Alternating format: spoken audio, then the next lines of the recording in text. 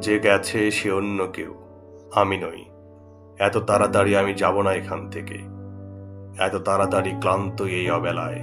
যে গেছে সে অন্য কেউ, আমি নই। কোকিলের ঘুম ভাঙবার অনেক আগেই অসমাপ্ত যে বসন্ত চলে গেছে দৃষ্টির আড়ালে, অন্য কোনো সীমিত বাতাসে সে আমাকে কানে কানে বলে গেছে, প্রতীক্ষায় থেকো। আবার শুকোবে জল, হলুদ পাতার শব্দে সচকিত হবে বনভূমি।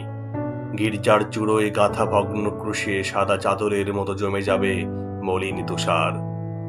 একজন অবসন্ন পাদ্রী খুব কমল আলোয় ঢাকা চূড়ো থেকে 5 বার বাজাবেন তীব্র ঘণ্টাধ্বনি। ভোর ঘুমে তোমার চোখের কোণে অকস্মাৎ জ্বলে উঠবে সঞ্চিত বারুদ। কোনো একদিন ফের বসন্তের চিঠি নিয়ে তোমার অচেনা এক সম্পূর্ণ নতুন গান গেয়ে উঠবে তোমার বুকের মধ্যে নিদ্রামগ্ন বিমূর্ত কোকিল। শুধুমাত্র পৃথিবীর শেষতম ভোরতক প্রতীক্ষায় থেকো। আমি এখনো আছি সেই বসন্তের জন্যে অনন্ত উন্মুখ প্রতীক্ষায়। আমি কি অপর কোনো ফাল্গুনের কোলাহলে মগ্ন হতে পারি? অন্য কোনো কোকিলের গানে আমি হব না মাতাল?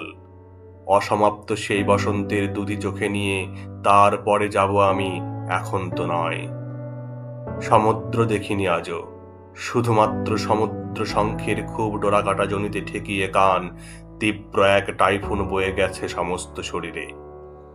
এক অসফল নাবিকের দৃঢ় হাতে হাত রেখে কথা দিয়েছিলাম, আমিও আধার রাতে সামুদ্রিক ফেনা নিয়ে প্রবাল দ্বীপের খুব গোপন রত্নের ঘরে হানা দেব।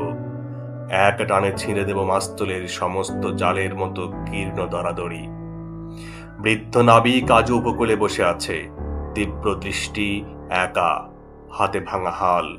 সুতরাং সমুদ্র শঙ্খের পেটে না ঢুকেই পালাবো না আমি। এত তাড়াতাড়ি আমি যাব না এখান থেকে। এই অবেলায় অন্য কেউ চলে গেছে, আমি নই। যে গেছে সে অন্য কেউ। পূর্বপুরুষের খুব মাটিমেশা জৈব সারে ভীষণ উর্বর যে সমতল জমি, সেখানে গহন এক তাজা বীজ পুঁতেছি গোপনে। নির্ঘুম রাতের শেষে ঢেলেছি অঝড় বৃষ্টি, সোদা ঘাম, গাঢ় রৌদ্রকণা। প্রকৃত স্বপ্নের মধ্যে সে আমাকে বলেছিল, সোনালি ফসল দেবে। আমাদের আধার বাড়িতে ফের জ্বলে উঠবে শস্যগন্ধি নবান্নের আগুন। সবেমাত্র নিদ্রিত বীজের পেটে কান রেখে অঙ্কুরদুগমের খুব অভ্রান্তমিহীন শব্দ শুনেছি কেবল। তার খুব বেড়ে ওঠা ফসলি শরীর আর সুবর্ণ শস্যের শীষ না দেখেই চলে যাব আমি। এই হিম জড় হাত নবান্ন আগুন সেকে তারপরে যেতে পারি, যাব। আধার কাটার আগেই যে গেছে সে অন্য কেউ, আমি নই। আগুনে পোড়ার ভয়ে যে গেছে সে অন্য কেউ, আমি নই।